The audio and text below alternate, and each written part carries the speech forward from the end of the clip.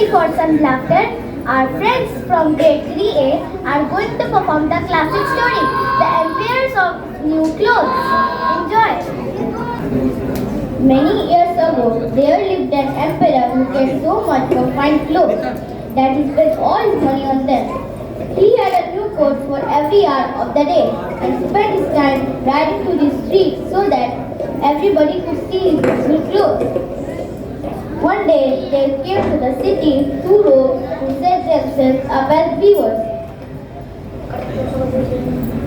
We know how to weave the most wonderful cloth in the world. The patterns and the colors are marvelously beautiful. But they said that the cloth could not be seen by anyone stupid or unfit for the emperor's office.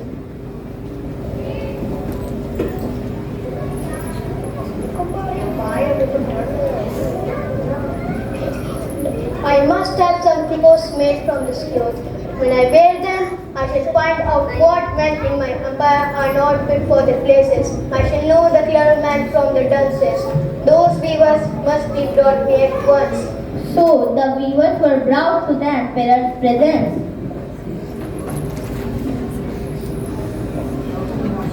Yes, Your Majesty, what can we do for you? Here, take this sum of money, but you must work without delay.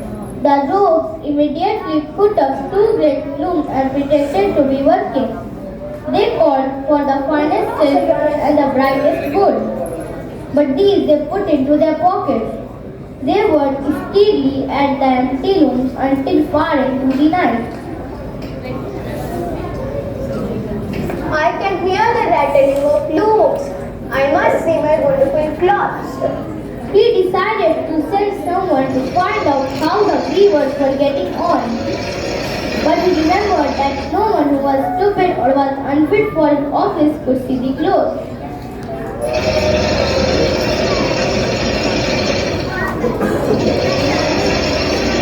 I will send my faithful old minister to the weavers. He is very clever man, and no one is more worthy of his office than he.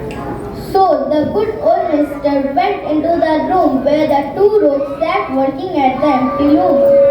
He stared and opened his eyes wide.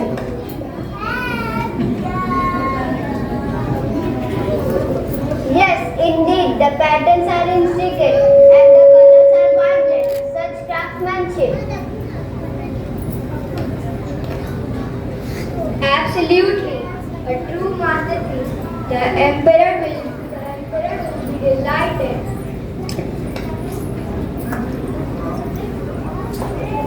Please continue with the good work.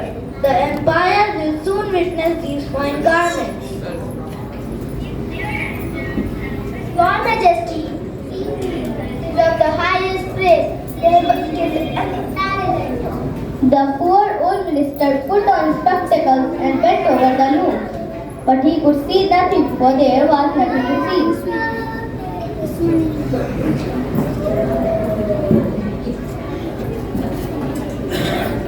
Is it possible that I am fit for my office? Certainly, no one must know it. I will never say that I cannot see the stuff. Get closer. Isn't this a beautiful pattern? And the colors aren't they wonderful? And they pointed to the empty looms. Oh, it is beautiful. The color is great and the pattern is very fine. I shall tell the emperor that I must please your work. We are glad to hear you say so. They went on talking of the clothes. They named the colors and described the peculiar pattern. The old minister listened carefully, for he wished to speak to the emperor all that was said. We need more silk and more gold threads to use in our work. But all that was given to them they put into their pockets. Not a single strand of silk was ever put on the loom. The emperor sent another faithful friend to see the cloth and inquire how soon the cloth would be ready. But this man fared no better than the minister. He stood before the empty loom and looked and looked and looked, but he saw no cloth. Dear, surely I am not stupid. It must be that I am unfit for my office. That is very strange, but not let me know it. The design is most unusual. The colors are marvelous. I shall tell the emperor what fine process you are making. Soon, everyone in the city was talking about the wonderful clothes that the two weavers were making. The emperor thought that he would like to see the beautiful clothes while it was still upon the loom. With a number of his courtiers, he went to visit the two rogues who were weaving rapidly day after day without any thread. Among the courtiers were the two men who had already been there. They thought that the others would see something upon the empty loom, so they began to cry out at once. The likeness of this design is beyond compare, Your Majesty. These clothes will surely make your process an unforgettable, sir. We eagerly await the final garment. The entire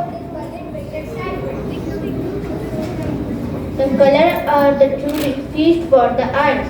You have outdone yourself. The way the fabric flows, it's like nothing we have ever seen before. It fits His Majesty perfectly. Such regal attire is fitting for our great emperor. The emperor decided to wear the new clothes for a great procession that was soon to take place. The emperor gave each of our rogues a royal badge to wear and called them the imperial court weavers.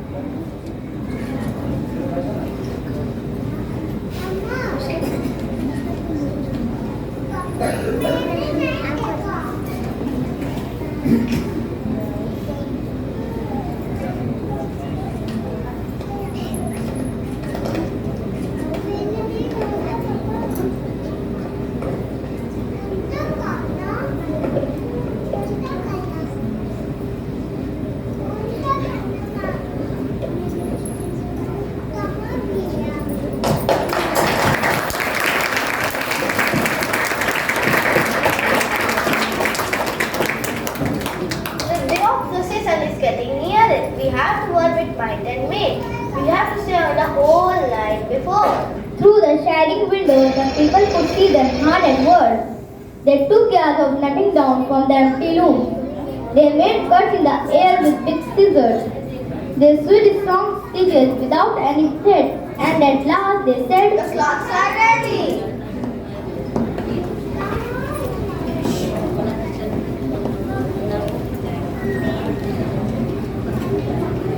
This is wonderful. Let me put on my new suit. The rogues lifted their arms as if holding something. See, here is the coat, here is the cape, here are the trousers. The cloth is as light as a spider's web. You may move as freely as there is nothing on. This is the beauty of it.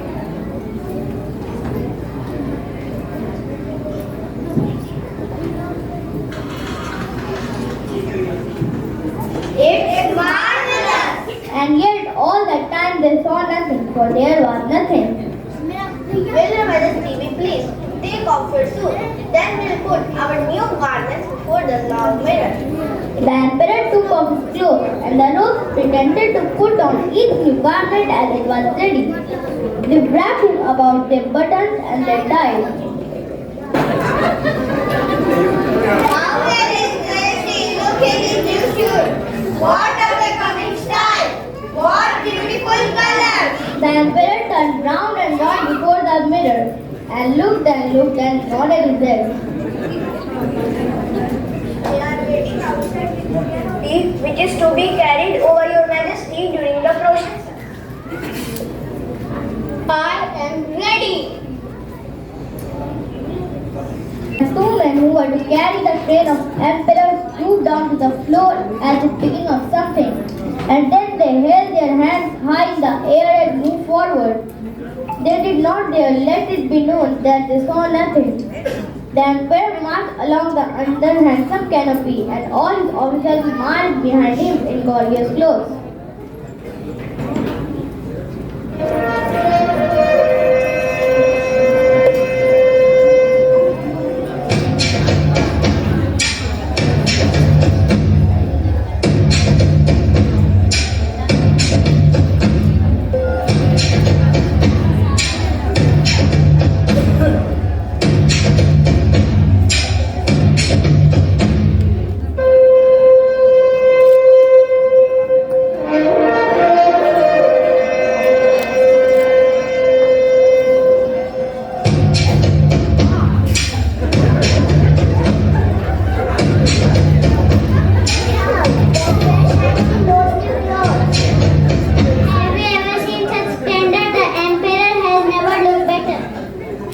colors, the cuts, everything about those clothes.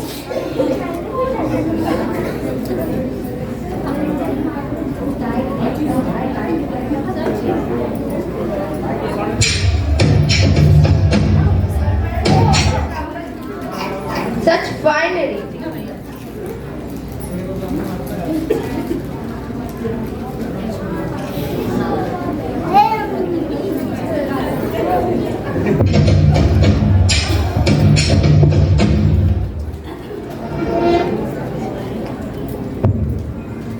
But he has nothing on.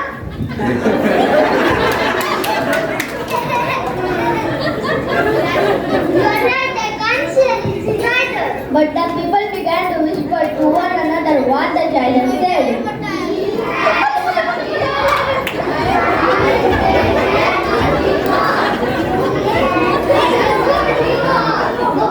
The emperor heard what they said, and he shivered, for he knew that their words were true.